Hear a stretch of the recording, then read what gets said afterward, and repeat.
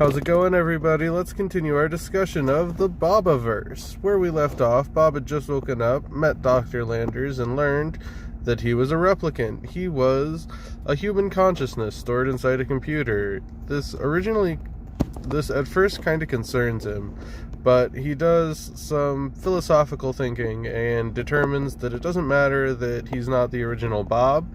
He's the original him. He's, for all intents and purposes, a new entity, and he's okay with that. Through his discussion with Dr. Landers, he learns about the state of the world. It's divvied up basically into a situation where each continent is kind of their own government. And all these governments are engaged in a huge space race to try to be the next big superpower and be the first one to colonize space. Bob is lucky in that he is one of the best suited candidates for this role.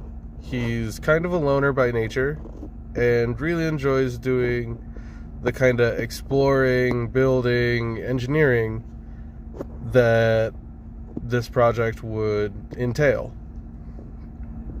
So through discussions with Dr. Landers, it's determined that he'll probably go through with the mission objectives, and eventually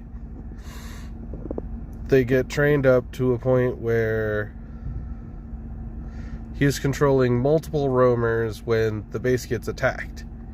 He uses the roamers that he's controlling to help fend off the attack when he learns from Dr. Landers that the faction or government that controls North America, where all this testing is taking place, is really afraid of Bob and the kind of power that he holds or represents. So much so that, quote, they have a nuke in the basement. So he collects all of his roamers and brings them back. It's very interesting. He leaves one out to do some sneaky exploring, though, and he learns that there are 5 other candidates. Or he learns about the 5 other candidates and the way they were stored.